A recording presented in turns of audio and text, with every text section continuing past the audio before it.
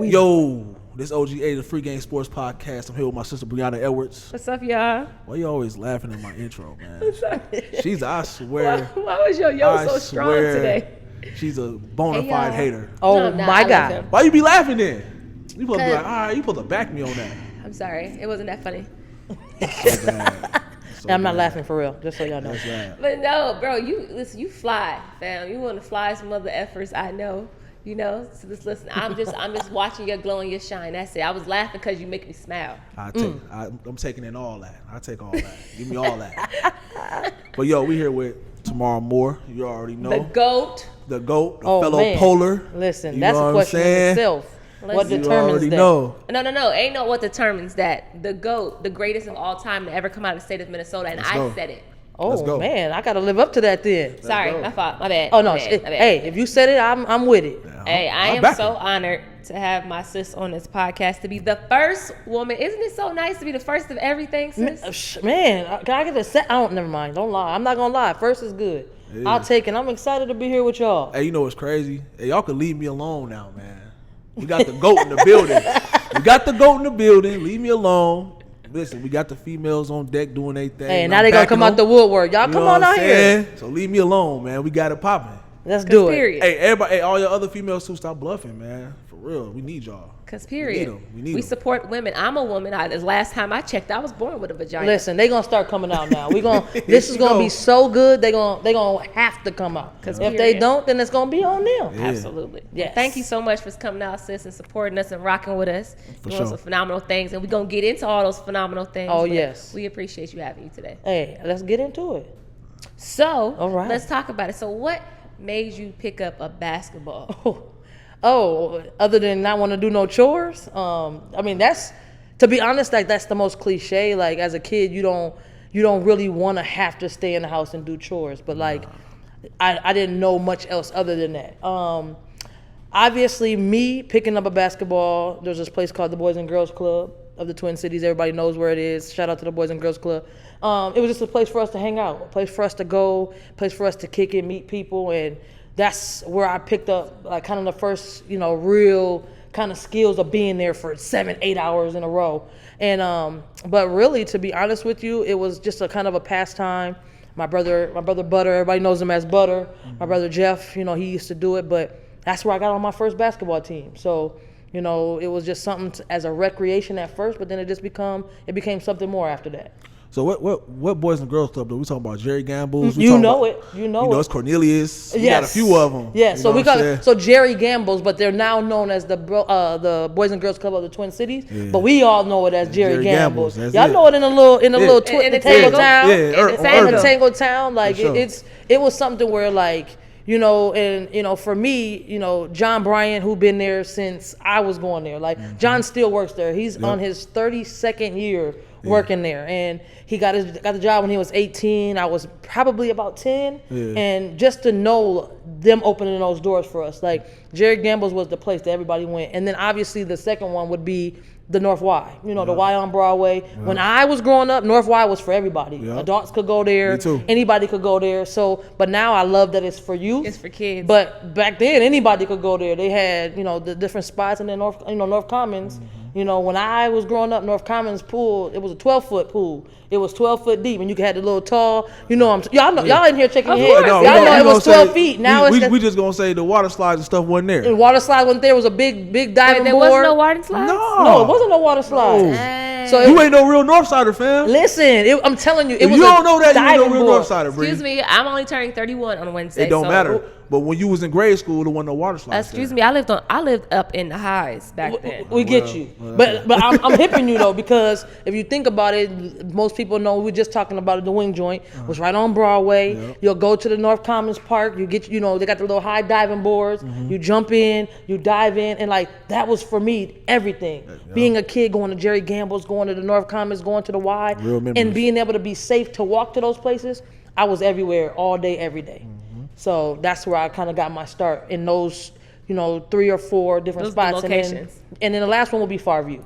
So that's where I'm from. The little view, the little red and yellow. Oh, that's what I'm talking about. R.I.P. to Coach Wilson, man. Oh, she said she's from Farview. I'm from Farview too. R.I.P. to Coach Wilson, man. Shout out to Jamal Guy and Coach Nelson, man. They put me on. That's what I'm W.H. saying. Nelson.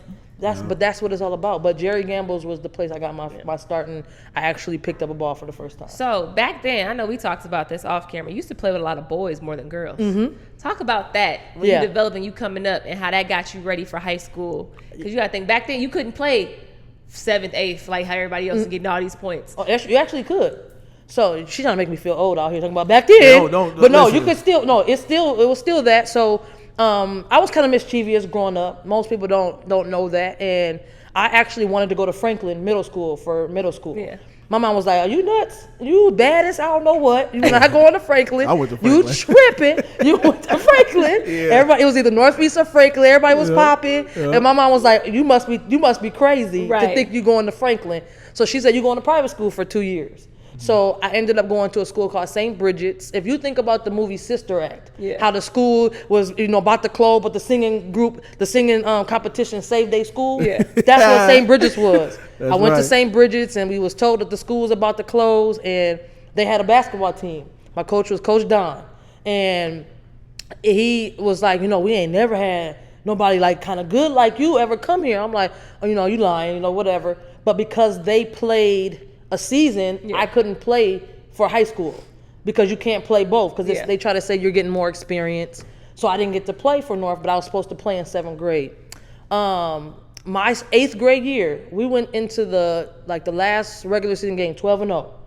My goofy self went and played in the AAU game. So I played against one sister in the morning, and then I played against one sister at night with St. Bridget's. Oh, they went and told like a mud. They're like, oh, no, she playing AAU. I'm over there lying. No, I'm not. They was like, yeah, she was playing against my daughter in the morning. They kicked me off. I had to get. They made a decision where I had to get kicked off the team. We went from 12-0 to 0-12 any game I played in, and we lost the championship. I was so devastated. That was gonna save the school. You know how I go. We was gonna win the championship. They was gonna come in. They was gonna save the school, and we didn't save the school. That school closed down the next year. But no, that was the big thing because all my friends went to Franklin, but my mom was like, if you want to go to the high school of your choice, you have to go to a private school for Middle 2 years. Yeah. And I went 7th and 8th grade, and I got to go to the high school of my choice. And what high school was that? Let them know. It was North High, of course. It was North High. Polar. But it was 3 schools in the running. It was 3 schools in the running. It was in Washburn. Okay. It was De La Salle because I've played at St. Bridget's. Yeah. And North. Okay, cool. But North won because my mom went to North, my dad went to North, a lot of my family went to North, so it was a no-brainer to go to North. I'm just saying, this whole podcast is blue. Yeah, for sure. Even look, Dez, me, you, E. Look, we gonna do it. For sure. I'm telling you, and Polar's been doing some things for a long time. Oh, it's coming back. Oh yes, I'm excited for you. We're gonna talk about that. We're gonna talk about that. Yes. Yeah, talk about so that. Tell us about playing ball at North, of course. Mm-hmm. And then your state championship run, teammates, and your ups and downs and adversities, like going through that. Gotcha. So just to start it off, I would go to I didn't even know they had high school girls basketball. Like 7th and 8th grade was great, and people think that's like cliche, like oh man, you knew about high school, but I didn't. Like the first high school basketball game I saw actually wasn't a girls game. It was Washburn boys versus North boys. So Khaled El-Amin versus Aaron Boone. Ooh. So that was my first ever high school game that I went to. My dad Jeff, he took me, and it was like cool. But then how at halftime you go down and you watch you during halftime you go grab a ball and you're shooting. So the Washburn girls was there, North girls was there, Shonda Holden was there, Tasha Cunningham was there. They all trying to kind of recruit me as a player, like you should come here. So once I picked North, I had already had a relationship with Shonda Holden. Okay. And for me, that was one of the first people to whoop my butt. She was 8 months pregnant, whooping my butt at North as an 8th grader. So 8 months pregnant. 8 months pregnant, whooping my butt at 8th grade. I could not beat her at all. And once I got to high school, went to the tryouts. I was balling. Yeah. My coach was Tanya Chavers, and I was killing. I was balling. They was not able to stop me. I was blocking shots. I was getting. So then when she lined everybody up, she like, okay, everybody get on the line. We're gonna pick the team right now. I'm like, man, I know I made this. So she say one girl name, 2 girl name, 10 girls name. 13 girls name. I'm like, what? I know I was killing her. I know I was balling. So then by the time it got to the 15th pick, she like, okay, T, you on the team.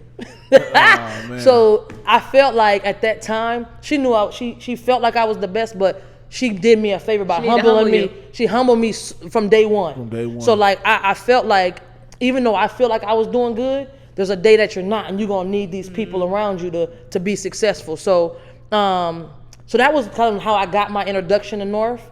And then, first game of the season was at De La Salle, and I had 24 points, 10 rebounds, and 8 assists. As a freshman. As a freshman. I led the conference in scoring all 4 years. That's tough. And my sophomore year, I led the state in scoring as a sophomore. I made all Metro, all state. And then that's when, the recruiting started. Now, we didn't have social media. So recruiting, if you think about it, was like a whole bunch of mail letters coming to your house. My mailman was always mad. He like, my bag is heavy as heck. T, you need to make a decision ASAP because I got to keep bringing all this mail. Like, I'm getting 30, 40 letters. And so the big thing was like, that's when it started. Like, I was traveling. I went to Tennessee's camp, Purdue's camp, Nike All-American, top 80 camp. Then that's when I started getting, nationally ranked, and graduating high school. I finished as the #1 small forward in the country, and I was the 15th overall player in the country, and I'm in the same class as Sue Bird.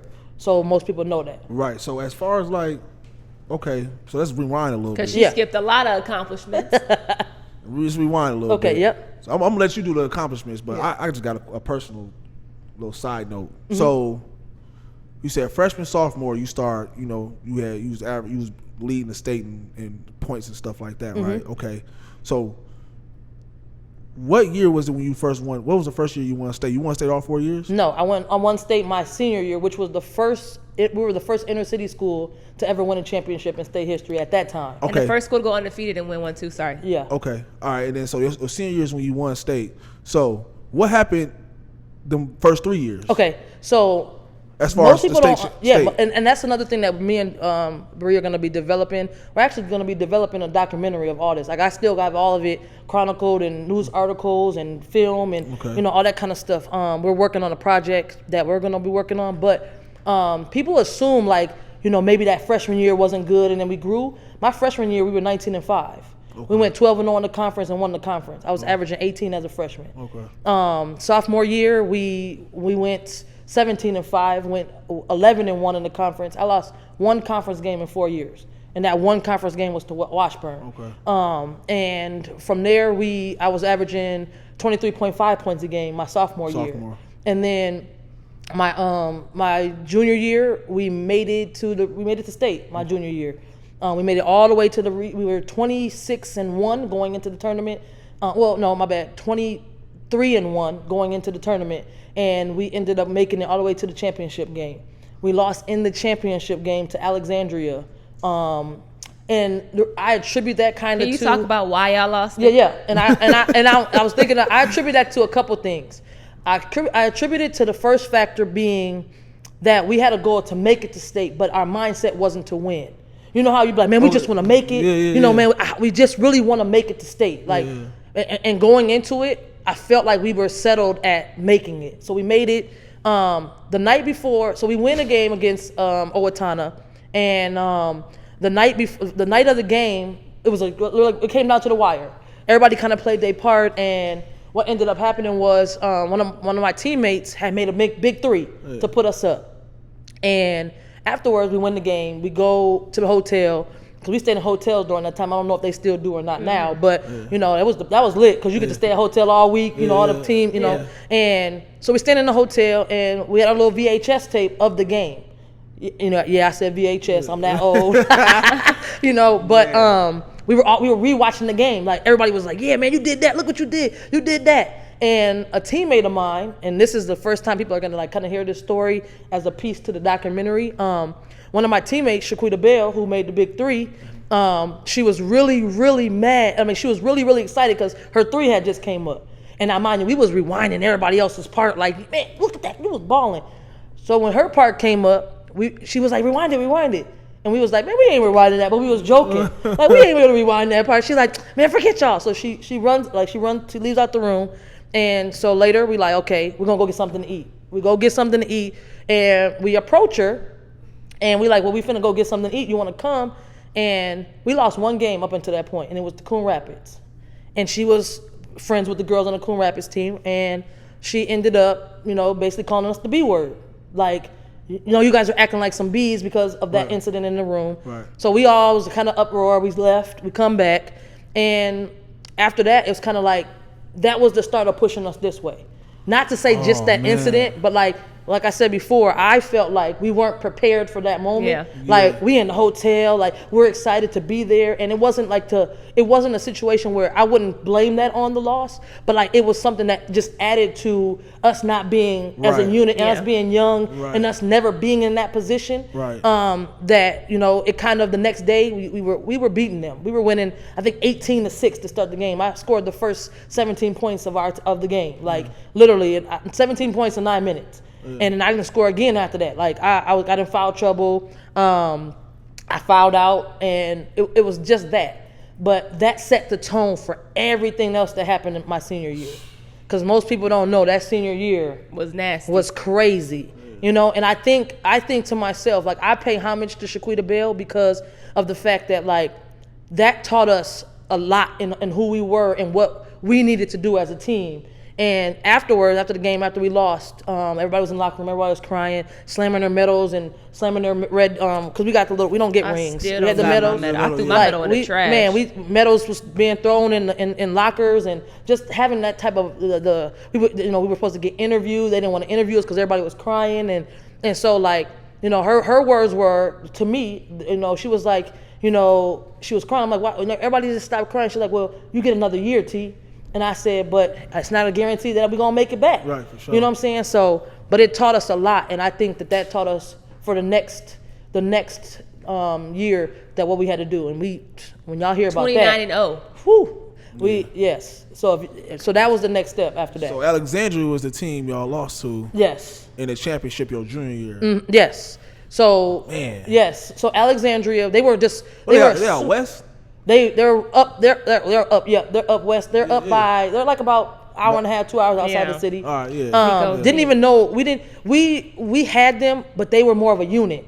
They were cohesive. They didn't let us rattle them. Even though we got a big lead, they continued to kind of like they continued to fight and battle. I know all about that. Yes. So that was the big thing. But what I can say is the best story leading into the championship run was everybody went and played the AAU seasons, and I had went to the Tennessee camp. I went to Purdue camp. Like I said, I went to the top 80 camp. And from there, I had got really sick.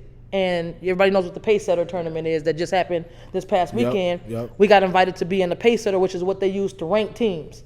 And I was too sick to actually go. So they went down. They got to the championship. They was all calling me. They like, T, we made it to the championship. We made it to the championship. I'm like, man, that's good, y'all. We playing Alexandria. I'm on my way. We ended up playing Alexandria for the championship in the Pace Setter. I said, yo. I'm not losing to I was like, somebody come pick me up right now. So somebody drove back and picked me up and brought me to St. Cloud. Yeah, I would have did it too. I pulled up to the gym. And all the parents for Alexandria were like, no, she can't play. She can't play. She ain't played none of the games before this. That man was like, her name is on that roster. Yep. She can play. Exactly. Man, I swear to God, I had 45. I was blocking shots. We beat them by 50. And that was the setting the tone going into the season. We started off the season ranked number 1. And it stayed number 1. Stayed in number 1. We got in our class number 1. And when I tell you, I felt it's the listen. Somebody pick me up. I don't care how sick I am. Somebody come. No, I was really sick. I had lost a little bit of weight. I was like, and I had like a little small case of pneumonia. Because I was on the road for like a month and a half at that time. So like it was like I'm feeling better. I need to roll out there. We gonna do this, and they didn't have a chance. How was your body though in that? That remind me of the flu game with Mike. Listen. You know what I'm saying? Was your body like that, or was you like no? Mike was sick. Scottie Pippen had to drag him off the court. No. There was an extra set of motivation that came along with. I slept in the car all the way down there. I was drinking all kind of fluids, all kind of everything, and I was like, yo, when they was persistent on not letting me play. Like, we don't care. She ain't played no games up until this point, and they was like, listen here, her name is on their roster. Her coach submitted it. She long as she on here, she can play. And them parents was over there sad. And you made it hurt. Listen, it was I'll like, tell you this right now. It felt like it was a culmination of like, okay, we conquered it. Now what's next? Yeah. And what's next went crazy. So, sis, I'm mad that you be skipping over stuff. Okay. Now, you say that you technically the second, Black Miss Basketball, but you're the first Black Miss Basketball in my book. Okay. What was that like? You got to understand, like, a lot of times, me personally, a lot of my friends think Minnesota is very white, right? And basketball for women was very white when it comes to accomplishments. What did it mean for you to be the first in the inner city to bring that? And then you set it up for everyone that came behind you. I think it's 8 now. But what was that like? How did that feel? So just to clarify for those, the reason why I say second, only because so how they did it before I won, they did it where they picked. So there was Class A and there was Class 1A, Class 2A. Yep. Before, they would pick a winner for 1A and pick a winner for 2A. But then once they combined it and just made one winner, I was the first Black Miss Basketball as the solo winner in 1998. So having that opportunity, I was a little nervous, to be honest with you. And it's just kind of crazy that I got to spend time with her over the last week. But Tracy Henderson of Minneapolis Henry should have been the first. Yeah. Most people don't know her of the younger generation. I do. That's a goat in her own right. Tracy Henderson, she was, somebody that I felt like should have won. Went to the University of Georgia, went to the Final Four 3 or 4 times, won, multiple different SEC championships and played in the WNBA eventually. But they said that they didn't pick her because of her attitude. And everybody assumes inner city, went to Patrick Henry, she was the one of the people that was she was my first idol. Yeah. Her younger sister was my best friend. Who didn't pick her because of her attitude? The committee. The committee. It's a committee that picks for Miss Basketball. You hear that, son? She didn't get picked because of her attitude. Yes. Your attitude. I can't. Your attitude right now. But that's the thing. Even with generations, everybody, I had my moments. I had games where I kind of cost us the game. But it's the times where if you show that you can limit that. Yeah. And I didn't know her magnitude because when she was a senior, I was 7th grade. Her freshman year of college, I was in 8th grade. My first exposure to college basketball was offered by her and another player named Brandy Decker, which is now Brandy Decker Hunter. They offered us an opportunity. They made it to the Final Four, which was in Minneapolis. It was Georgia, it was Tennessee, it was Stanford, and it was Connecticut. The year that Rebecca Lobo won the championship. Lobo. We went to the game because they got us tickets to go to the game and watch them play. That was my first opportunity to see college women's basketball. That's crazy. So just knowing that and me expressing that to her for the first time about a week ago, there was that. But me knowing that, I had a fear of that I wasn't going to get it. Most people don't know that. I went to my coach, which is Faith Johnson-Patterson, and I told her, Coach, do you really think I got a chance to win? And she was like, T, you got a chance. I'm like, but what if they don't give it to me? I was nervous just because of that experience. And she was like, you just got to do what you can do and, go from there. I did have a really, really tough competitor and competitors, one being in Jessie Stomsky. Yeah. Jessie Stomsky ended up playing college ball with me. And if she didn't have the situation of what happened to her, she ended up losing her senior year due to, a DUI that she ended up getting. And that helped her learn. But it also was something that I felt like it could have went both ways because she was a baller. Yeah. But it ended up happening that way. Sometimes I feel like it and it's just me being humble. Part of me feels like it could have been by default. If she would have been able to be up for it. No, I'm just being honest. But that's me being honest. I feel like because that same year, I'm gonna keep it real. That same year, Darius Lane won, but he won with Joe Priscilla.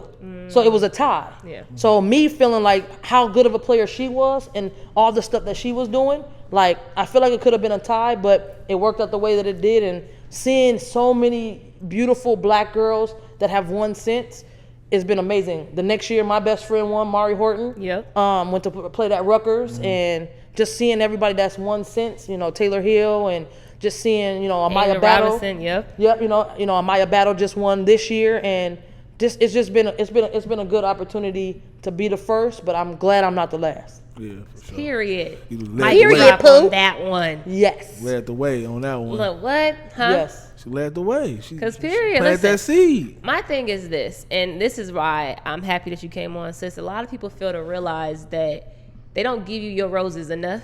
Mm-hmm. Mind you, I see it. I see the behind the scenes, and I don't give a damn how many times you keep being humble. I'm not going to be humble when it comes to you, because you challenged me as an athlete at 14, and you remember. I'm going to give y'all a sidebar. Y'all, T made me run for an hour while they scrimmaged. Matter of fact, I might make you run right now. So basically, true story, I was playing around, and I let my teammates take my confidence away. So I was like BSing. And she pulled me aside, made me run, then told me, "Should you think because you 14, this ain't your team?" True story. Made me run for an hour. I was so mad. I wanted to fight her. Yeah. And they just played pickup, and I had to run. I'm running laps the whole time for an hour. Ran her right to Providence.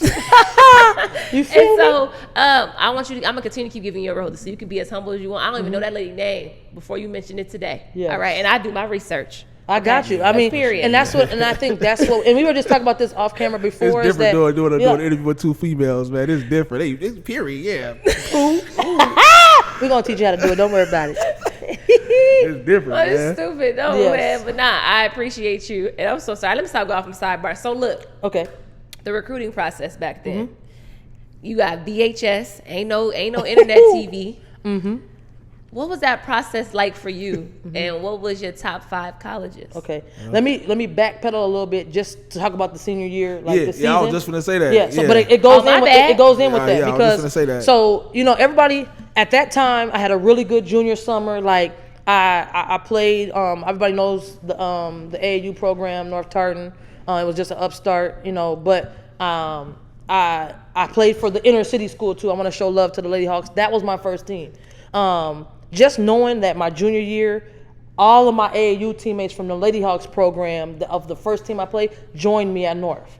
We had Tierra Medlock, we had Tisa Thomas, we had Mari Horton, we had Felicia Bell. Like, we had a lot of really good, Jill Calvick and Marquise Williams and Savannah. I want to show love to everybody. Edna Zachary, Jenny Dozak. I mean, make sure I get everybody. Erin Duffy. If I missed anybody, I'm sorry. Abby Reed. Just knowing, Demetrius Walker, her brother is, Mike Walker, that's doing all the great stuff now. We had a really, really, really dope team.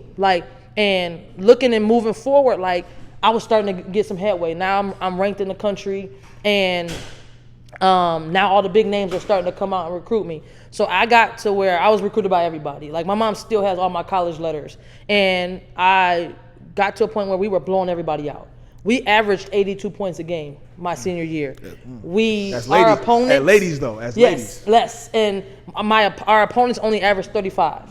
So we were winning every game by dang near 50. We beat Henry by 100 my senior year. We won 121-21.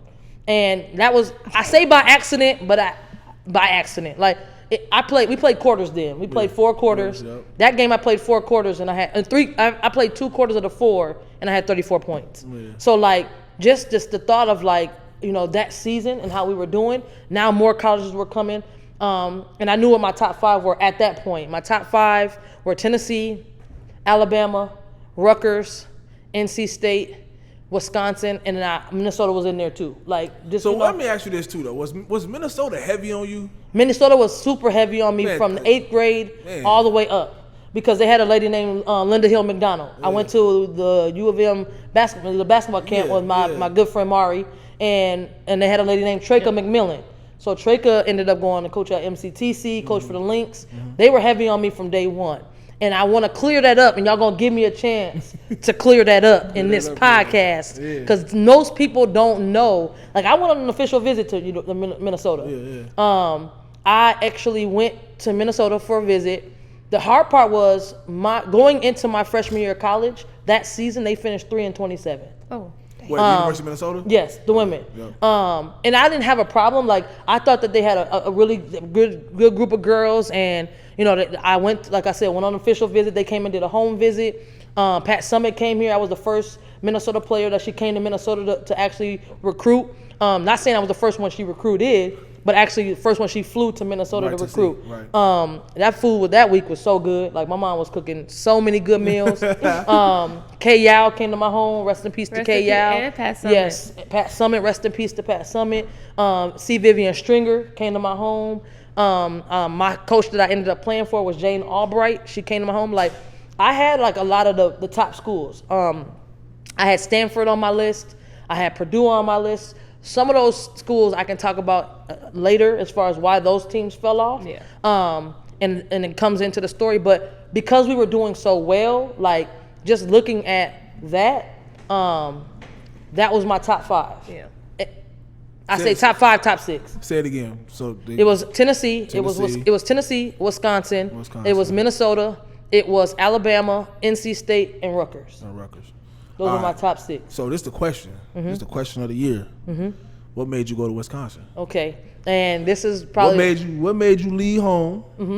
What made you like, hey man, I ain't staying here? You know what I'm saying? And then you thinking about it back then. Was Tennessee a powerhouse back then too? I can tell you. I'm gonna tell you. So let's just say this. So I went to North, and this is not a knock to North's education or anything like that, but I didn't learn enough to translate into the ACT, SAT. Now, nothing against North, because I still think those tests are really biased anyways, biased. And some of the lingo and things that I kind of was learning and things like that. Like I said, I think I had an amazing high school career. Like, all the teachers, Miss Cotman, Miss Helcom, like, Mr. Booster that we all know, they were really, really good teachers. And I just think that there was just a disconnect with me and the tests, on top of the fact that I have testing anxiety.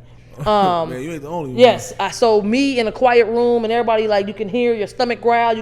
It just was hard to focus. So my number 1 school was Tennessee. Pat Summitt at that time was the bomb. They had won 3 national championships in a row at that time. My freshman year, we would have been playing for a 4th. Okay. I would have played with Shamika Holtzclaw. Tamika Catchings was there. Samika Randall was there. They had a really, really good team. The number 1 team in the country. So what you guys see as Connecticut now is what Tennessee was then. Like that. So knowing that, like, that was where I was supposed to go. I struggled with my ACT, SAT, and I got a 12 the first time. I got a 13 the second time, and then I got a 13 the third time, and I just was just not feeling like I was going to pass.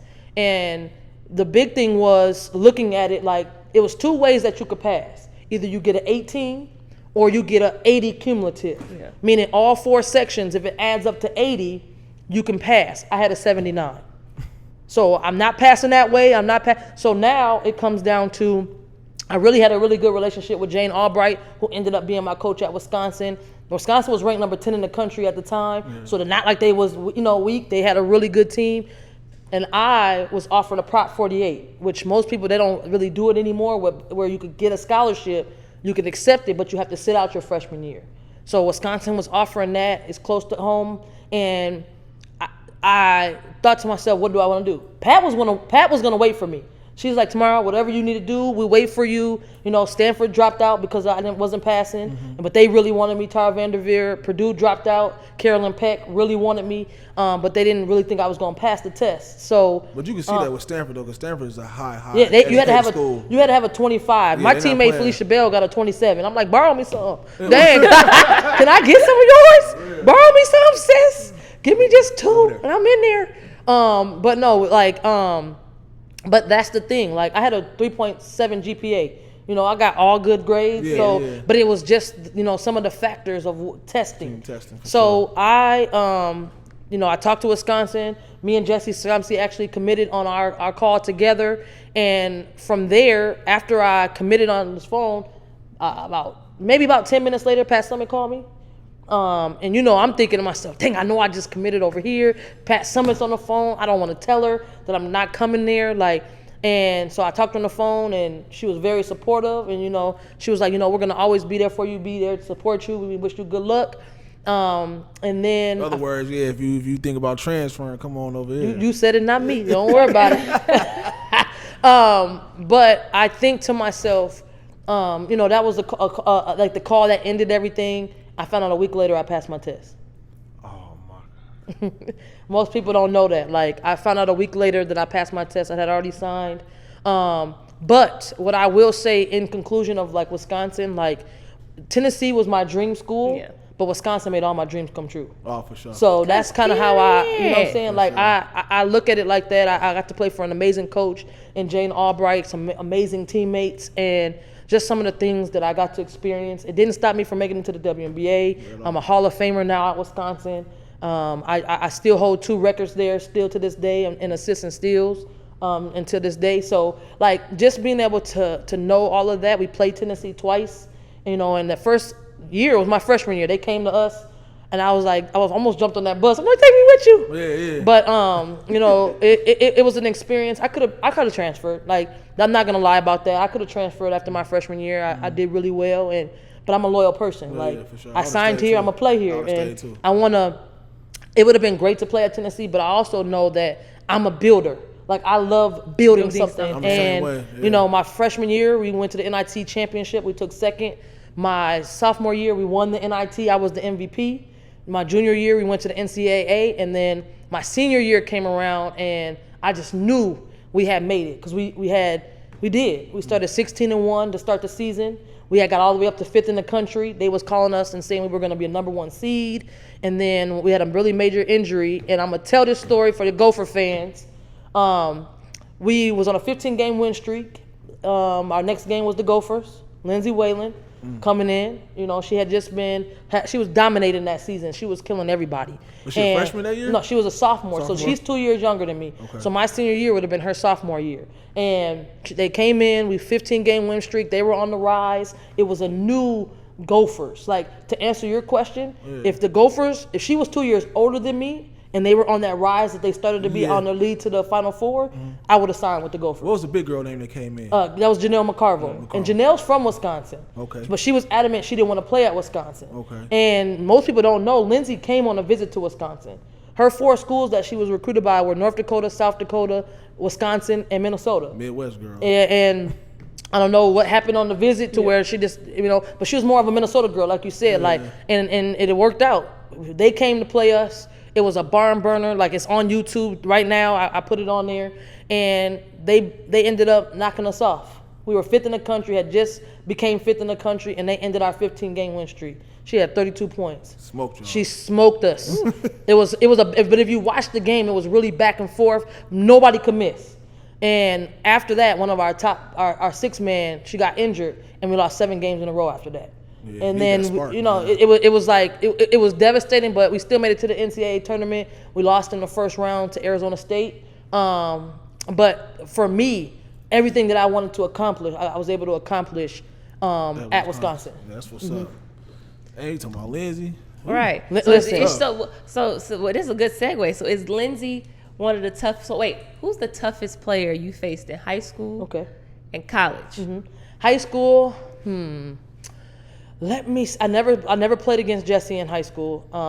As far as like, I played against her in AAU, but I wouldn't say that. As far as in the high school season. Nah, it could be AAU, it could travel, be anywhere. anything. Yeah. Usually when we ask people like their toughest high school opponent, they probably was playing Pulley or something, and they played against somebody out, outside the state. No, yeah. So mind you, I played for. Okay, so Howard Pulley had a Howard Pulley league, right, where he had a men's league, like kind of like they got the Twin Cities the pro-am. Yeah. He used to have a pro-am, but it was a women's. So I was playing against like Trey Holloman's mom, Crystal. Like, I would say my toughest opponent would be Shonda Holden. Like I said, I couldn't beat her. Like, and she was my teammate. The crazy part is I only got to play 1 game in high school with Shonda Holden. Shonda had her baby a couple days, maybe a week before our region tournament started, and she has like staples in her stomach, and they got removed, and she got to play 1 game. We lost the game, but that was the only game I got to play with her. But I grew up playing against her. But if I had to say, toughest opponent that I had to play against in high school, I played against Sue Bird. I played against Tamika Williams. I played against Swin Cash. Those were some really, really tough opponents that I had to play against. But the one that I would have to say is Sheila Lambert. Sheila Lambert is a Allen Iverson type of guard, where she had the handle, she had the little hezzy, she had the jump shot. She was quick, and she played on a team with girls that ended up going to Stanford. And she ended up playing at University of Washington. But Sheila Lambert was the toughest in high school. She reminded me of the little young girl that just went to the league from South Carolina with the long. Yep. She, with Henny? Yep. You talking about Henny? Yeah, Destiny Henderson? Yeah, she got the long little singles in her hair. Yeah, Henny. She reminded me of her. Yes, like if you look at the dynamics, like I'm in the same, like, so there's another girl named Nisha Butler. Most people don't know, like, Nisha Butler was supposed to be in the movie Love and Basketball. Like, instead of Sanan Lathan, they wanted a basketball player. A real basketball player. And they had hired, they were wanting to sign her to do it, and she had to turn it down because she went to Georgia Tech. You couldn't, something with a contract where you couldn't, whatever. Play college, so, and she was like a Stephon Marbury type. Like, they was really and my handle wasn't like that, but I'll post you up. Okay. I'll get it and I'll go. But those were some of the tougher, but I played in the McDonald's All-American game. Back then it was called WBCA All-American game, but it was the same. They hadn't merged them yet, where girls and the boys played at the same location. But I was top 20. I played my McDonald's game was Sue Bird, Tamika Williams, Swin Cash. We had Michelle Snow. We had some really good players. And we played at Connecticut. We had 5 UConn girls in our Asia Jones. We had 5 UConn girls in our game. This is around the time UConn started to build themselves. They had already won in '95 with Rebecca Lobo. Yeah. But if you look at the rise, we had UConn. It was on national TV, ESPN. And this is when Khalid is a sophomore. Yeah, right. This is Rip Hamilton. Because this is him. He would have been going into his sophomore year, so he had just played his freshman year. We get there, they're interviewing everybody, but nobody was getting interviewed. Only the 5 UConn girls. And we got it, so we tying our shoes up, and they came to me and was like, "Tamara, we want to interview you." I'm like, "Yo, y'all want to interview me? I'm just me and them." I'm like, "Oh yeah, I'll get over there." They like, "So what was it like to go to school with Khalid Amin?" I'm like, "What? What you mean?" Like, but that's my boy. That's my guy. He's somebody that I looked up to. We went to high school for 3 years together, and I mean, it's only right. Like, he's killing at Connecticut, it was awesome. Like, to know that, like, they wanted to know the connection, and there's a connection through him for me to be where I was. Yeah, that's so yeah. So you said college, toughest matchup. Yeah, college for sure. Definitely Shamika Holtzclaw. I played against her my freshman year, and let's just say we didn't get close. But it was cool because she was my mentor in the recruiting process. My official visit when I went to Tennessee, my host was Tamika Catchings. Shamika was my mentor through the process of my junior year. She would come to the AAU tournaments because we always played in Tennessee. We always played in Chattanooga. So she would come to the games, and she would come pick me up, take me to the mall, and she would come eat at my hotel because my mom never let us eat out. She always had a little hot skillet in the room. And she would make gourmet meals, though, like spaghetti dinner and taco salad and hamburgers and fries, and just looking at that journey, like, she always was there. So to get to play against her, she was a killer beast. Like, she was a killer beast. And the last part of that story, going into that, I went to the Tennessee camp. And my first year going to the Tennessee camp, it was a chance for me to go be seen by Pat Summitt.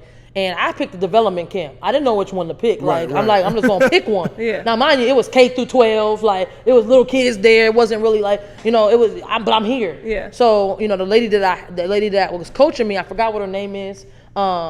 She privately went to Pat Summitt and said, "I don't know what you need to do, but you need to come see this kid that's playing on my team. I don't know if you know her name. She's really good." So I'm playing. We have our 5-on-5. I'm balling. I'm doing my thing. I look up, Pat Summitt standing in the door, and I'm like, "Oh man, now you get nervous, but you just want to keep doing what you're doing." Yeah. So afterwards, she has Shamika come up to me and say, "Do you want to come practice with us later tonight?" Like, who me? Like, to me, you want me to come practice with the national champs? She's like, "Yeah." So I'm like, "Well, yeah." So all the kids go back to the dorms. I wait, and they come pick me up. Shamika comes and gets me from the dorm. I come in, the whole national championship team is there. And I'm playing, and Pat Summitt had one rule. As long as Shamika Holtzclaw stayed on the floor, I couldn't step off the floor. Like, I had to guard her, and she never lost. But I don't care. I got one block, and I was excited. Like, man, I'm a 11th grader blocking Shamika, but that was over after that. She scored buckets on me. Started going crazy. Yes, she went crazy, but that was my toughest opponent that I had to guard in college. And ironically, the toughest person to guard in the WNBA is in between Becky Hammon and Tamika Catchings. Tamika Catchings is a beast. Listen, that's my favorite. That's my favorite WNBA player ever. So looking at it, I say Becky Hammon was the toughest guard to guard, and the toughest, forward Tamika Catchings. And that was my job in the WNBA, was defensive stopper. Like, that's what I played 6 years in the WNBA. I probably could have played more if I wouldn't have got injured, but my job was defensive stopper. I played with Lisa Leslie. I played with Cheryl Swoops. I played with Tina Thompson. I played with Diana Taurasi. She was on Flavor New York. Oh my! Y'all gonna be able to pull that clip up too, because it's on YouTube. She was out there playing them 1-on-1 in the sun in LA. That was so. Listen, that was the funniest thing ever. Like, just to watch it back now, like, if people knew like the real backstory, like, you know how you play knockout, and like they had to play 1-on-1 against me for a date with New York. And, I'm like, okay, so we playing the 1-on-1. I didn't know, like, I'm not supposed to, like, go, like, I beat them all the first round. But they're like, no, T, for production's sake, like, we need at least one of these dudes to score. Like, so I'm like, okay, so we had to redo it over, where I had to play them again. So like if you watch the segment, I'm like sagging off. I'm like, and then white boy, he hits the jumper up top, and they like, yeah. I'm like, me as a hooper, I'm like, no, no. And then the one I'm backing up again, and then the dude, he hit the little jumper. So then, because I was tired, I'm like, y'all don't make me go through all these guys. It was like 8 of them, like 5 times. Like I said, this is what we're gonna do. On the break, I said, let's just have them play 1-on-1 against each other, and then to 3 or something. So then they played 1-on-1 again to 3, and that's who won the date. So like that was fun too. Man, I was cracking up when I seen for the love of New York, though. For the love of New York. Listen, if y'all gonna, I gotta look that up, man. It's I Love New York episode, I think like 5 or 6, like Who Got Game. Oh no, I seen it live. I ain't seen it yet. It was on VH1. Listen, I seen it live. I gotta watch it. Listen, man. after she got dissed by Flavor Flav, like she had her own gave show. her own show. And the very first season, I was on there, and they had to play 1-on-1 against me for a date with literally, her. when I see who she lose to a Flavor of Love? She lost the hoops the first time, and then lost the and Delicious, then Delicious the second time. And like, you brought me back for this? But no, she was cool. Like, she was super cool. Man. When I went there, she was really into it. Like, very nice, and it was a cool experience for sure. That's good. So you talked about all the playing in the WNBA for 6 years, being on TV. It's funny. Yeah. And then you transition, and you just hit a first last year, being the first Black female coach of a men's basketball team in the college collegiate level. What does that feel like for you? It feels amazing. Let me just start there. Like, she skipped you. We want to talk about you. The draft. She skipped. Let's talk about the draft. Oh, we gotta go to the draft. She's so jumping all over the place. I'm not jumping all over the place. She mentioned already being in WNBA, so she got drafted. We don't know what team she went to. They don't know nothing. They don't know what number she went in the draft. They don't know nothing.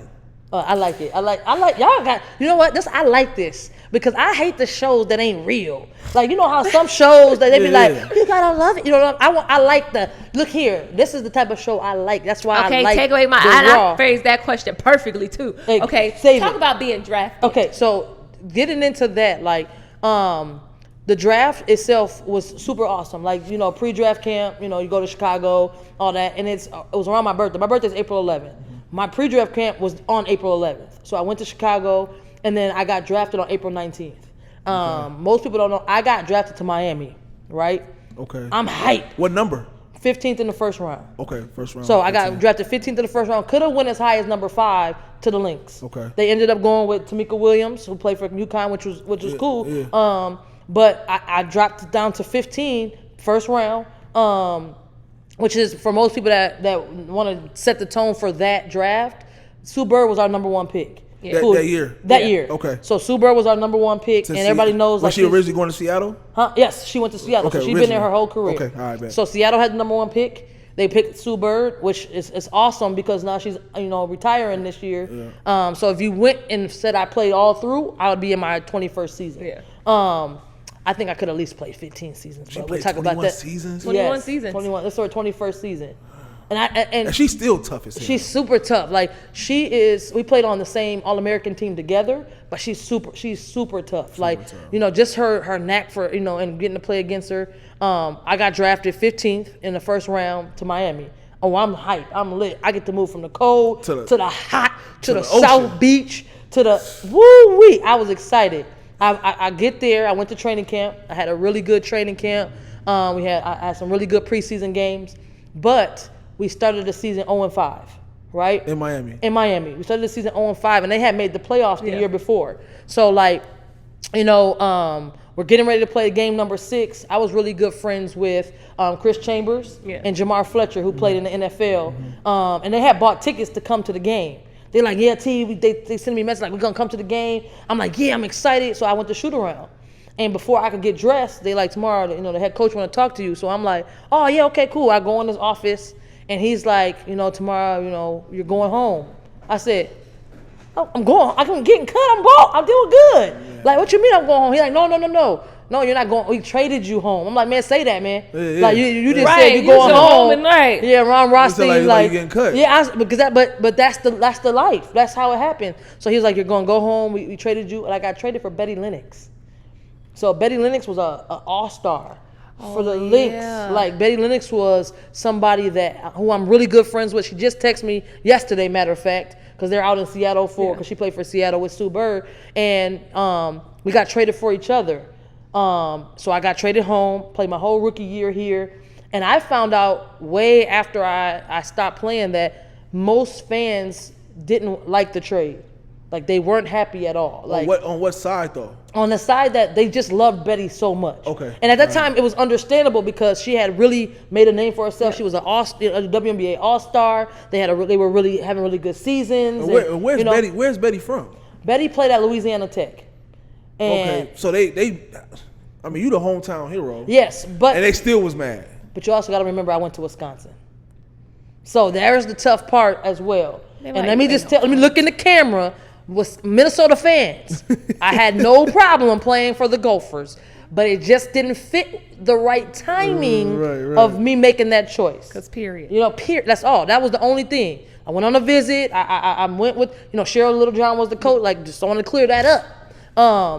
That was another thing that I felt like was a tough thing. Was like, I went to Wisconsin. Like, you didn't go far. You went right across. Right over there, over the bridge. Yeah. That was tough. I didn't find out until years later. But going into my rookie year, I finished 5th overall in Rookie of the Year votes. The hard part, I really finished 4th. Let me say that, because Tamika Catchings was considered a rookie my rookie year. Oh. Because she tore her ACL her senior year, so she sat out her actual rookie year. So she basically what Blake Griffin did. Yes. So basically, her rookie year was my rookie year. Playing. So she won. Sue Bird took 2nd. Stacey Dale Schumann took 3rd. Swin Cash took 4th. And I was 5th. So, just looking at those names, I really did a really good job. And I think after that, I made the worst decision I could have made. What was that? I didn't go overseas after my rookie year. I ended up going back to Wisconsin to try to finish my degree. Not to say it's not good to finish your degree, but I was for the first time, I was on my own to do my conditioning, to doing my workouts and to doing my food regimens, and my first time kind of having my own mind to do my own schedule, and that was a bad idea. Like, I'm used to somebody telling me, see, you got a training camp at the training table at this time, you got practice at this time, you got weights, you got class, boom, boom, then next day. You feel what I'm saying? So when I went back to Wisconsin, I was knowing nothing. I wasn't going to work out. I wasn't taking advantage of going to the workout with the girls at Wisconsin. Like, I was eating all bad. Like, Culver's was tasting good every day. Like, and that was the issue, that I went back into my second year 20 to 25 pounds overweight. So that's where I felt like the downfall of my career started. because I wasn't the ultimate pro to start off. Yeah, so your second year is when Second year, I played for 3 different teams my second year. I came to Minnesota, went training camp, got I got traded the very last day of training camp to Detroit, which is another crazy story, but I got traded to Detroit. I played for Bill Laimbeer. And I played for Bill Laimbeer. I played with Swin Cash. I played with Cheryl Ford, which is the daughter of Karl Malone. I played with Deanna Tweedy Nolan. I played with Ruth Riley. Like, they ended up winning the championship that year. And the reason why I say they is because by the end of the season, the last 3 weeks, I didn't have a really good relationship with Bill Laimbeer as far as coach. I just didn't feel like I was the player for him. Like, I didn't feel like I was the player that he was looking for. And I went to his hotel room and I asked him to trade me, which was the dumbest decision I ever made at that time. Because I got traded to Phoenix to finish the year out, and they won the championship 3 weeks later. So I was 3 weeks away from being a WNBA champ. And I regret it because I tell my players now, you might not like everything that the coach does or says or how they coach or how their philosophies are, but they're the coach. And you have to build that relationship with that coach. And I think I allowed my fear of me not being the player that he wanted to make me be too nervous and scared to want to leave. And I should have stayed. But I went to Phoenix, finished the year out there, and I went overseas for the first time. I went to France 2 years. I went to Israel 4 years. But when I went to France for that first time, I went to Nice, France, which is in the French Riviera. That was my first overseas job. And I got in tip-top shape. I lost all 25 pounds. I came back 163. I was quick. I was 94 feet every game. Like, I'm pressuring up. I played my 3rd year in Phoenix, and that was Diana Taurasi's rookie year. So I got to play with her for a full year. I played in New York a little bit with Becky Hammond. I played in LA for 2 years, which I played for Kobe Bryant's dad, Jelly Bean Bryant. He was my head coach. Kobe used to come in with the girls to the locker room after games, and like, it was just awesome. Like, that was my coach. Jelly Bean Bryant was the coach that believed in me. I started every game that year over Shamiqua Hostclaw. There's another story behind why that happened. I found out later. But just knowing like he believed in me. And then I finished my career in Houston. I played in Houston with Tina Thompson and Cheryl Swoops. So I look at it like I played on 7 teams in 6 years. People be like, dang, you played on 7 teams in 6 years? I say it like this. Some people don't get 1 team in no years. Because period. So that's what it comes down to. Some people don't get no teams. So 7 teams believed in my ability. And I almost was with San Antonio. But if I would have done right that first year and just if I could go back, I would have went overseas after my rookie year. Yeah, for sure. Yeah. I think that would have been a good move. Yeah, just because it would have kept me in shape. Kept you in shape. It kept me in that, and I could have. I didn't get my degree till 2014, so I ain't like I ended up getting it like right then, you know. but Wisconsin, y'all had me messed up. I'm gonna just say that I love you, Wisconsin, but I have 15 credits on the books. And this is a fun story for Trey Holloman, who just went to Michigan State. I had an offer to coach as an assistant coach at Michigan State after my rookie year in the WNBA. And Joanne P. McCauley, she wanted me to come and be an assistant. She wanted a WNBA player, and I didn't have my degree. I was trying to finish, and I had 15 credits left on my spring semester. The last 2 weeks of the semester, Wisconsin told me I had to withdraw because I was leaving to go to training camp. And I had already did 13 weeks. So they were like, 2 weeks is too long to miss. What? So I had to withdraw all those classes, and I left to go to training camp. So I really could have been coaching college way earlier. But then they ended up getting Samika Randall, who played at Tennessee. And then from there, they just kept going. But I was this close to being on the Michigan State coaching staff. But the crazy thing about all of this is that a lot of your like almost is what sets you up for right now. Yes. Right? Yes. And so kind of talk about it. I already asked the question, so she should remember what I said. But you see how we got to that. We did that. Am I able to go into that segue now? Shut up. I'll come over there. Yes. So all of the like, there's a lot of stuff like that. Like we talked about a couple of things off camera. Like, you know, I had an opportunity to potentially work for Nike. I was this close to getting that opportunity. I was one of the last 3 people cut from that job. And just looking at a lot of this stuff, like it all ended up making me understand that it was be prepared, be ready. And I ended up having an opportunity of a lifetime. And like you said, for most people that don't know, I am the first African-American woman in history to be the head coach of a college men's team. People try to diminish it because it's JUCO. I don't care. It's still if it's college. JUCO, I don't care if it's one co. It is college men's basketball. Yeah, for sure. I mean, I coached men 5 years before that because Yeah. I owned my own semi-pro team. Shout out to all my players that ever played for me for Twin Cities Elite. But I had already been coaching men for 5 years. Exactly. So when the job opened up, the crazy part, the connection happened because of a bridge that I had built in high school. The volleyball coach at Masabi worked at North as a guidance counselor. She was in the guidance counseling office. Her name was Sarah Schuffergirl. I think I said it right that time, but in high school we couldn't say it. It had like 15 letters to it. Schuffergirl. I think that's closest I've ever been able to get it. She was one of the people that we loved. She actually was one of the coaches for North. Like she coached the freshman team. But she was recruiting one of my girls when I was coaching at Edison for volleyball. She saw my name as her coach and was like, "Is that the same Tamara Moore that played at North?" And she like, "Yeah." And she like, "Can you give me your contact info?" So we started talking, and she just told me like, "Hey, the men's basketball job is about to open up here. Would you think you'd be able to do it?" I'm like, "Man, I've been coaching men for the last 5 years." Like, she like, so I applied. And I went through the process. It took a little longer because of COVID. Right. And after that, I applied and I found out I got hired. And after that, it was everywhere. It was on Sports Center. It was on the Ticker. It was on Bleacher Report. I was on BBC World News. Did Kelly Clarkson show. Like, it was everywhere. Yeah, Kelly Clarkson. So yeah, that was April 11th. My 40th birthday was ruined because of COVID, but it was revamped because of the historicity of getting a job. That's huge. People feel people don't understand. Like, you know what's crazy? And I'm gonna like circle back to one of the things, like another accomplishment you had. Mm-hmm. But this year celebrated the 50th anniversary of Title IX. Yes. Right? Mm-hmm. And most people don't even understand the importance of what Title IX meant. And that ties into being a woman in sports. Talk about that. And, talk about also being on Good Morning America as well. So a couple of things that happened to me, other than just being the first solo Black Miss Basketball, I want to shout out Derek Rubin for creating the Inner City All-Star Classic that we all know to this day. My senior year, they didn't have a girls' game.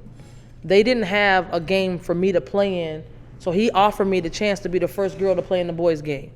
So I played in the boys' game. I had 11 points. He got the tape. I was bussing. I had the first 3 threes of the game for my team, and they didn't want to pass me the ball no more. No, I was playing. But no, I scored 11 points. Like, it was fun because I got to play with my peers and just to know, like, it was something that was offered to me as another first.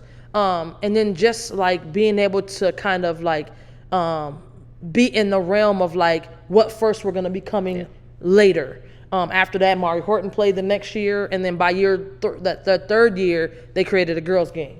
So I want to, shout out Derek Rubin for, really setting the tone for seeing something in me that helped me to know that I'm worthy of the skills that I possess. Yeah. But just know, like, the Title IX, like I said before, like, the Title IX came out 1972. July 23rd, 1972, it was passed. And at that time, like, I feel like I was just on the cusp of always benefiting. Yeah. Like, where it wasn't. But looking at high school, like, we didn't get a lot of the support at first. Yeah. Like, people would come to our games and be like, we want to get in here because the boys. Now, mind you, our boys team was amazing. Khalid, Jabbar, Ozzie Lockhart, like, Carrick Taylor and all those guys. Like, they won 3 state championships in a row. They would come to our game before the first half, get there at halftime just so they could be in the game, like, so they have a seat. Because at that time, varsity boys and varsity girls played together. Like, same day. Yes. So you had your non-conference schedule. Yeah. But then all your inner city games were on the same day. So if we play Henry our JV girls and boys would go to Henry, and varsity boys and girls would stay at North. That was the setup. And then you play Edison. JV boys and girls would stay at home. That's how I actually find up seeing North my first time in 6th grade. Yes, so that was the cool part. But we would always be the game that they would come early just to see the boys. But by my senior year, they was coming on time because they knew that what we had going on. So just the elements of girls basketball not being as popular. The numbers when Title IX started was 1 in 2 boys played and 1 in 27 girls played at that time. Now the number is 1 in 2 boys still, and now it's 1 in 3 girls. So the gap has really closed up because of the fact of more opportunities. And I've done panels and stuff before, but just the 50th anniversary of Title IX and being able to be honored, one of those honorings, like you said, was Good Morning America. And that's still mind-blowing to me to know that they wanted to honor me. I was told it was supposed to be a panel. I know. When I got there. When I got there, they were like, tomorrow it's going to be you and a couple other people. We're going to have a crew come out and film you in your backyard to talk about, you and, we'll do the same thing with the other families. I'm like, oh, that's cool. So I get there. I go through my COVID protocol stuff. I was really finna be mad because I haven't gotten, blessed. I've never had COVID so far. I've never gotten it or tested positive. I was like, what if I test positive for the first time on Good Morning America and I can't go out but everything worked out. I went through my test. They put one lady in the room with me. She had her purse and we were in there talking. She said, her daughter was 4 years old and she worked for a program that was about Title IX. That's what she did. And then another lady came in. She was like, I'm the first black softball player at this college. I'm like, oh man, that's great. So the one lady that had the 4-year-old, she's like, I'm super nervous. I'm like, don't be nervous, girl. We're gonna have some fun. Just act like you talking to your daughter in the camera. That's all you gotta do. I'm just telling them all this nice stuff. And then all of a sudden the door opens and it's Robin Roberts. So if you really, when you guys rewatch the segment, go in and watch my reaction to Robin. Cause how people come into the room and you think they're just coming in, hey, we just want to say hi to you before we really go out on set. Yeah. It's nice to meet you. So when she was like, hi, I'm Robin Roberts. I'm like, hi, I'm Tamara Moore. I think I'm introducing myself to her, getting ready to go out. She's like, oh, I know who you are. And then I'm like, oh, okay. And then she's like, come on, we're going to, these is interns. My face instantly was like, what? She's like, no, we're honoring you. So to know that and then get out on the set, Michael Strahan was there. My mama loved Michael Strahan. She said, that's my man. Yeah, that's my mom. My mama said the same. Listen, that's my man. And I said, so you can hear me say, my mama gonna be so mad as I'm giving them a hug. And from there, they did the segment, they did the piece, and they showed all the amazing people. My niece got to be on there. My niece London, who plays for Hopkins, and Coach Johnson got to be on there. Sorry, I was clearing my throat. I know. We talked about it. I know you want her. I know it. I want to say thank you to Coach Johnson for being on there, showing love, and Becky Hammond was on there, giving me a little special message. Man, just the fact that just that alone would have been okay. Yeah. But for them to bring out the big $10,000 check, whoo! You hear me? I literally said, you better not. Because when they start the sentence out, our friends at U.S. Bank, they know all about your story. You know what they finna say. When Ellen do it, you be like, I know what's finna happen. And I was like, you better not. And I brought that big check back on the plane. Yeah. I folded it up. It's at my mom's house right now. But just to know, it was really awesome to pay homage to what I was doing. And then so much stuff has happened since the Good Morning America. Yeah, that's what's up. So I'll go, bro. What you gonna ask? No, I was gonna say. So listen, I knew you going right into where you're supposed to go. No, I wasn't. Oh, okay. Go ahead. So talk about all see me, I'm the like great this. Play it in things. it. He gets on my nerves, y'all. I promise you. Listen, I love my brother, this, y'all. but This I'll bust him in his head. But so talk about all the great things that is. Shut up. You can't whip me. I can't. I really can't. We'll jump you though. That's my sister. Still can't whip me. Tough. He said tough. But no, talk about all the. So all right, the next big thing that I seen, and y'all know you have more. You got an opportunity to coach in the summer league with the Celtics. Mm-hmm. Yes, that's huge. So I ended up doing an appearance, and I actually paid homage to a few women that are working in the NBA. Swin Cash is working with the New Orleans Pelicans. Teresa Witherspoon is working with New Orleans Pelicans. So is Swin. She's working in the front office. Teresa Witherspoon's on the coaching staff. And then there's a young lady that I got a chance to play against in the WNBA named Allison Feaster. Most people know Allison as She played at Harvard. Mm-hmm. Harvard was the first number 16 seed in history to knock off a number 1 seed when they knocked off Stanford. Mm-hmm. And so, you know, she was went from the Ivy League into the WNBA. I think she was the first Ivy League player to get drafted. Super awesome, you know, person. And I mentioned her on Good Morning America. Somebody sent her the segment, and once they sent it to her, she actually reached out to me the same day into my Instagram inbox and was like, "Hey, Tamara, you know, I really appreciate the shout out. I really am honored by you even mentioning me, and I'm not sure if you would be interested or not, but would you want to coach with the Boston Celtics Summer League team?" And I'm like, she said, let's talk more about it. Here's my number. So I called her. We talked on the phone. We reminisced a little bit about our playing days, and she's like, I don't know if you would be interested or not, but if I could make it happen.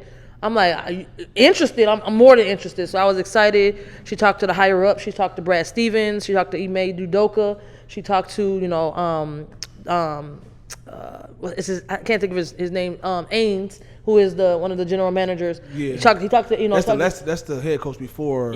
No, so Brad Stevens was the head coach before, but he's the director of basketball operations. Okay, all right. But they were all there, so she had already got the approval, and I went through the process. They had to check one thing to make sure, being a college coach, I was eligible to do it. But because they're all draftees already and already out of college, and they're like, I can recruit them. Yeah. You know what I'm saying? And it was okay. Yeah. So I got a chance to do that. I flew out to Boston on July 3rd. I was there from July 3rd to July 8th in training camp with the Summer League team. Ime Udoka was there every practice. Damon Stoudemire was there every practice. Jason Tatum and Grant Williams were super awesome. They were there. And I know how much you love Jason Tatum. Look at her over there. Put the camera on her, man. I know how much you love Jason Tatum. You want? Here. Thirsty. Hey, there's a lot of people that love Jason Tatum, and he was super awesome. Hey, listen, you know how it's gonna be. I'm just playing. He booed up. Yeah. Not the LMA. You're gonna be on TMZ with the rest of them. But no, he's super cool. The team was all super awesome. Dikembe Mutombo's nephew was on the team, and just being able to have that experience. So we did 5 days of training camp. The training facility is amazing. Crazy. It's like, you don't have to worry about needing anything. Like, the weight room is dope. Like, the court is dope. Like, they got a restaurant, like a cafeteria in there where they make breakfast, lunch, and dinner. Like it's super dope. Like, I'll show you the pictures when we get off. But after that, we flew on charter. We flew the charter plane to Las Vegas. I'd never been on a charter plane before. Yeah. Like, just that process of seeing that, and two full course meals. We had breakfast on there. We had lunch on there. Like, is them charter planes faster than, like, is y'all there faster than, like, the regular flights? It felt faster, but it still was 5 hours because we was going from Boston to Las Vegas. It still was like 4.5, 5 hours. But that mug was smooth. I ain't even feel a bump. Obviously, you feel a bump. I ain't even feel a bump. Like, now, mind you, I probably didn't care about the bump anyway because I'm on there because there was a couple of people. Jason Tatum was on there. Like, it was, they all flew with us. So we all flew. Like, I felt like I was flying with the real team. Like, not saying that the Summer League team is not the real team, but some of them were on the team. Like, 3 of our guys were on their G League team affiliate, and they got called up. Yeah. So, like, just being on there and, like, just knowing, like, I didn't feel a bump until you get to Las Vegas. You know you're gonna feel some bumps as you landed in Las Vegas because of the mountains and things like that. But, like, when we landed on the airstrip, like, we didn't land at the regular airport. Like, we landed, and there was 2 charter buses waiting for us outside to get off. You was at the Clearport. Man, we at the Clearport. Listen, Clearport, the 2 big charter buses there was there to greet us, and, all that kind of stuff. And, like, just being in that experience of, like, this is where I want to be in the future, which I feel like I have a chance to do. Yeah, for sure. We got there. We got to the hotel. We played 5 games. We got a chance to I got to be involved in all the practices. I got to be involved in the practice planning. I got to be involved in the scouting reports. I got to really see the ins and outs of what it will be like to be an NBA coach. I want to say a big shout out to Ben Sullivan, who was the head coach that he brought me in. He always involved me. He always made sure that I was really, really well taken care of, asking my input, asking me, and making me feel like I was really a part of the staff, which I was. but I felt like because all of the other coaches were a part of the staff in some way, whether that be their G League affiliate or the actual Celtics, like I didn't feel like I was an outsider. You know what I'm saying? I got to run drills in practice that they allowed me to do, and we were one opponent away from making it to the championship. We were 3-1 for the regular round. You play 4 games and then they seed you. If New York would have lost, which is where Jericho Sims is, if New York would have lost, we would have been in the championship. So, you know, it felt good to know that we had a really successful summer league. Just seeing some of the guys get picked up for their G League team, and just knowing all the stuff, learning the terminology of things. Now I have a lot I could take back with me, but it was an opportunity of a lifetime that I'm grateful for Allison Feaster for opening that door for me, and just more opportunities came from there. I got to go to that next week, I got to go to the NBA Academy, which is ran by Monica Wright. Most people know her because she used to play for the Lynx. And no, she's not the Monica Wright from Love and Basketball, but most people know her from that. Like she is now working in the NBA, and the Girls Academy was 40 girls from international coming over to play in front of college coaches. So I was one of the coaches, and I want to say shout out to the blue team. We went 7-0. Tasmin Williams Franklin and Stacey Lovelace were 2 people that were advocates for me to get there as well. And just knowing some of the relationships I built in the WNBA of people I played with who are now working in the NBA and the WNBA, opening doors for me. Like my month, I left on July 3rd. I didn't get home until July 27th. It was supposed to be July 26th, but never let your mama book your ticket. Man. Because she booked me a one-way home. And I got to the airport, they were like, ma'am, your ticket says August 7th. I said, oh, no, I've been on the road already almost a month. So they were able to fix it and everything. You know, shout out to Mom for trying.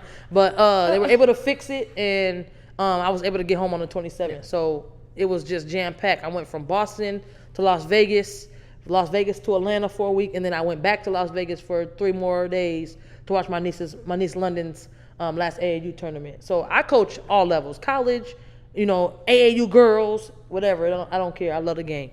That's crazy. I'm just gonna say this, man. I'm just honored to be like from where you from. Hey, listen. You feel what I'm saying? You sound like Anthony Hamilton coming from where I'm from. Man, for real. Like, you know what I'm saying? It's just, you know, being a polar and just growing up in our community, and then, you know, you got people that's actually out there like touching things that we thought in our mind is untouchable. Yes. You feel what I'm saying? Yeah. And it's just an honor to be, you know, to know somebody who actually doing that. Yes. You feel what I'm saying? Because I'm just happy to be around it. Okay, so the other thing is like, but that's the cool thing, like just looking like, because I know a lot of the younger guys that are in your generation, like the Michis and the Rick and all them. So I got a funny kind of story. So Michi and Bubba, for those that don't know, y'all know Michi and Bubba. Yeah. So Michi and Bubba used to live around the corner from me, and I mean obviously I know all the guys and all that kind of stuff. Sure. And I was actually playing for the Lynx when they used to come around. Everybody knows Chanika Hall. So Chanika's, her aunt or cousin is best friends with my sister. So they used to always come over to my house. Chanika, Bubba, Michi, they would always come over to my house when I was playing for the Lynx. I used to take them down to the Target Center and let them run around in the facility. Like they used to get to go on the court, they used to get to shoot in the this is when it was down at in the basement of the Lifetime. So I would take them in, I would walk them down, they would get to shoot. They had like these coolers of drinks and stuff. They would steal all the drinks. I'm like, just take like 2 or 3, yo. Like, you know what I'm saying? But like they was trying to take them all. I'm like, you don't even like muscle milk. Like, why are you taking that? Like, you know what I'm saying? But just knowing, like, being able to like give guys and youth from the like my community a chance to touch like that. It was like cool. Like and knowing, like, just looking now, I'm gonna throw a little bit on to Bree and the younger generation after me. They always want to say they went to North because of me, and I know she's gonna say I was one of the reasons or the reason. But the big thing is like knowing like people wanted to go to North because of me, like the Maya Johnsons, the Brianna Edwards, and like the Tyree Bronsons, and like just all those people that kept the stuff going. And I'm gonna kick over to you because I know we're gonna get to this. 'Cause I'm gonna make us get to this. But to know, like, my dream was to coach at North. It never happened for me. That's a whole nother story for another day on Maury. But, you know, but I think for me, I realize now that it wasn't meant for me to be at North. Yeah. Like there was all these other things that I had a chance to do, that it was something more that was brewing. And the fact that my sister is now the head coach at North, like I'm gonna live my coaching dream through her. But it's an amazing thing because she was the last one, a part of that last team to take a team to go to state as a player. Yep. So to now be able to bring it back and open the door for it to be able to be something again, right. We got to go back again. Now I'm willing to come back through them doors. I feel comfortable. I mean, it has always been the best relationship for, you know, a lot of years. Yeah. And I'm glad of that. But at the same time, like, there are so many people that I feel like now I'm realizing, like, I was looking up to somebody, and now I'm getting to see those somebodies that was looking up to me. Yeah, for sure. So 100%. Yeah, So, shout out, man. Shout out to y'all, man. Yeah, Shout Michi and y'all Wait, gonna have to talking reimburse about- that talking stuff now. about- Talking about shout out to us. Bro, you came from the same where we came. I just And look said where you that. at. Talk about shout out to us. Shout out shout out to you, to y'all, bruh. man. But Look, listen, get your flowers, bruh. You Yes, doing your but look what you thing. built. Like this This we you. don't this the thing, like, people don't realize, like, a lot of people from our neighborhood don't get to have this. We don't Like, get this. We don't get it. Like, there are, if you look at the WNBA right now, in the 27, 28 seasons, there have been maybe five inner city girls that have made a team. Mm-hmm. You know what I'm saying? And looking at it, Tracy Henderson being, for me, the first one. Me, you know, then there was, you know, Taylor Hill. You know, I put Rachel Banham in there. Like, I put Lindsay Whalen in there too, but I'm talking about inner city. Mm-hmm. I'm talking about the number is on your hand of girls that actually made it to the WNBA. Yeah. You know, and now the NBA is getting a lot more attention with the Minnesota products, but like, I don't give a care if it's a sport or a business or something. It's all about building something from the ground up from where we came from.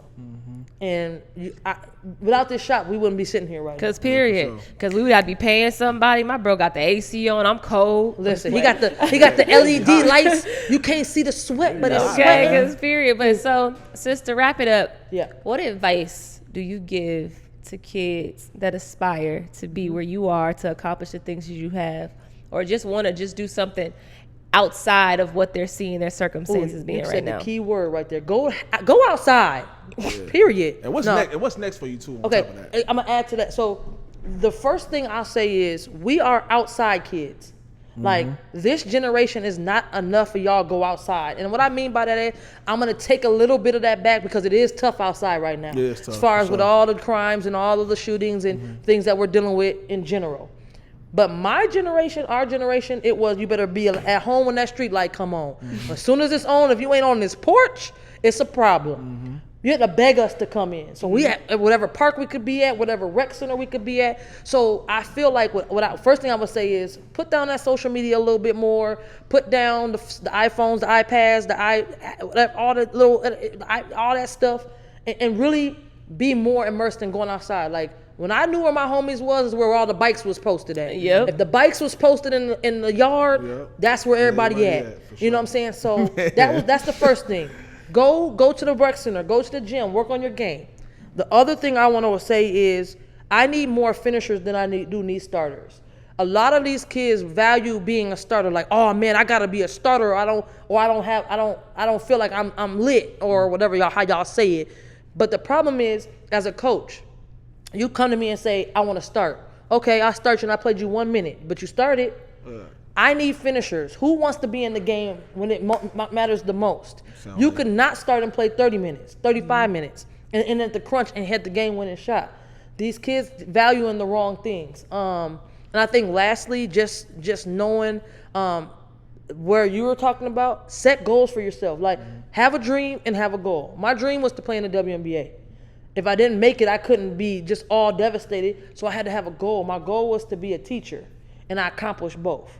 So really, it's just having goals, setting dreams, and going out and obtaining them. Right. But we got too many. And then last thing I'm gonna say, parents, get out the business. Come on now. There's too many parents that I feel like there's a way to be supportive, of what your kid is doing, but just know you're being recruited now too. So when you have a kid that's a stud that really has a chance to make it, they're evaluating your movements and what you do as well. So just there's a way to do it, and I think that's another thing. Because once they become 18 and they go to college, coaches in college don't have to talk to you because they're now adults. Yeah. So I think those are the biggest advices that I have. But I think we have some really talented youth that are being overlooked.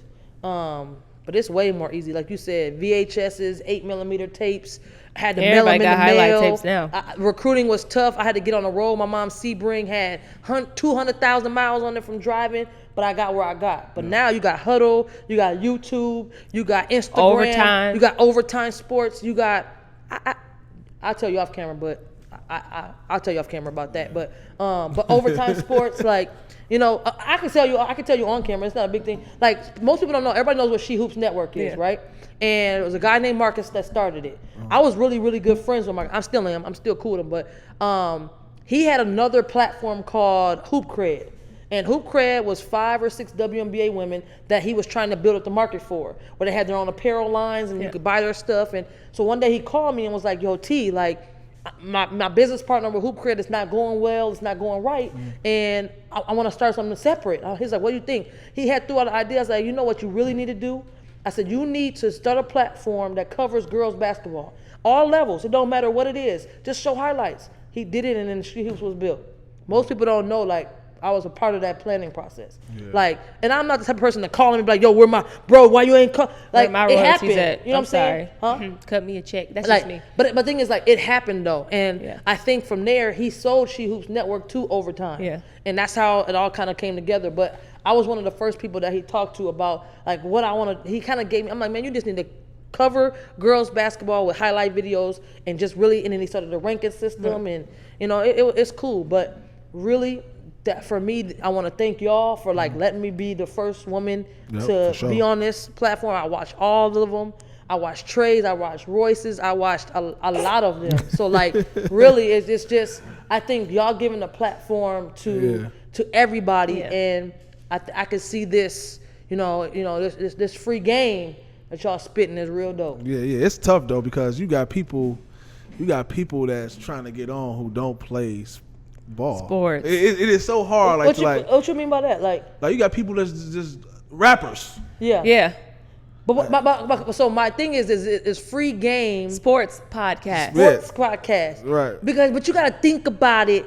All hoopers want to be rappers, and all rappers want to be hoopers. Man, but we ain't never touched a ball in your life. Okay. You can't be on a podcast. Or you it's just that simple. Or you know how they could get on? Just make a song for us. So what you're saying is the artist itself. If it was Drake, we'd be like, cool. Yeah. Okay, but Drake owns a basketball team. Yeah, he owns a basketball team. And he's also thinking, and he warms up with teams. You know what I'm saying? But here's the big thing: that he actually thinking about bringing the WNBA team in. There's actually going to be 2 new WNBA teams that are going to be expanding, and the NBA is looking at bringing a team to Las Vegas. The G League Unite is now in Las Vegas. They're going to play their games in Las Vegas at the Dollar Loan Center. So I think that's how you say it. Yeah, Dollar Loan Center. There's a lot of stuff going on. I mean, listen, we supporting. The purpose of this podcast, if you guys do not know, is that we want to highlight Minnesota great athletes. Right? We want to give the GOATs their platform to talk about their stories. And once we get all our GOATs, once y'all answer y'all DMs, then we'll start moving on to athletes that aren't from Minnesota. So who you need me to chop it up with? Who you need me to talk to? Who should I shout out? I got a list. Who should I shout out? Give me the top 3 people that you guys want to see on here that maybe I can help with. Tell Sue Bird to come on. Ooh, I'll get Sue. Listen, Sue. You want Sue? We're gonna talk to Sue. Listen, give me Sue Bird on it. Yes. But so they don't gotta have no Minnesota connection. They just need to be a hooper or an athlete. Yeah. To a certain extent. Okay. Yeah. So, but I take outside of Minnesota. I take some Bird. Okay. Outside. Listen, if we talking about people outside of Minnesota, I'll take Tamika Catchings and Diana Taurasi. Okay. I got you. Tough, yes. I'll take those 2. I didn't play with Tamika, but I know Tamika, and she was my mentor as well. And I played with Diana. Okay. Who else? Who y'all been trying to get from Minnesota? Who do we want to see? Every person here? that's in the NBA right now. Okay. Tyus. Tyus, Trey, Amir, Gary Trent Jr., Jalen, Chet. I didn't hit them all up. She definitely did. So, and we trying to get Paige Becker. Of course. We have to get Paige Beckers on. Of course. Yes, man. If we got a shot, man, we She's got to try to on get the Paige list. Beckers. We're going to try to get that. So put the camera on me real quick. Bob Beckers. Let's try to get Paige on here. Hey, let's say this first. You know, much respect to a speedy recovery, a successful surgery that she just had on Friday. Like, we would love to feature you on this. These are two great people that are doing great things, and we would love to see your daughter on here, Bob. Paige, get well soon. Cause period. And look, that's all she wrote. Look, go ahead, bro. Close us out. Man, that's all we need, man. Don't hit us with no what's his name from Def Comedy Jam? Who? Yeah, Russell Simmons. Like, thank you for coming. God bless you and good night. No, I ain't on that. That ain't my outro. I got my own outro. Okay, let's do it. You know what I'm saying? Sit up in that chair now. There you go. Get the chair. There you go. I love Miss Moore, man. That's my girl, man. All energy. Yes, that's what you gotta do. But man, hey, thank you for coming to the Free Game Sports Podcast. My sister Brianna Edwards, as usual. Cause period. Y'all notice they got their orange on. Listen, that was not on purpose. They coordinating. Listen, make sure y'all do with that. Listen, hit the notification bell so you get all our episodes because we stream them live when they premiere. Subscribe, share this video, tell your cousin, your brother, and your mama because it's all viewer friendly. And we'll just talk to y'all later. And it's free. Period. It's free. All right.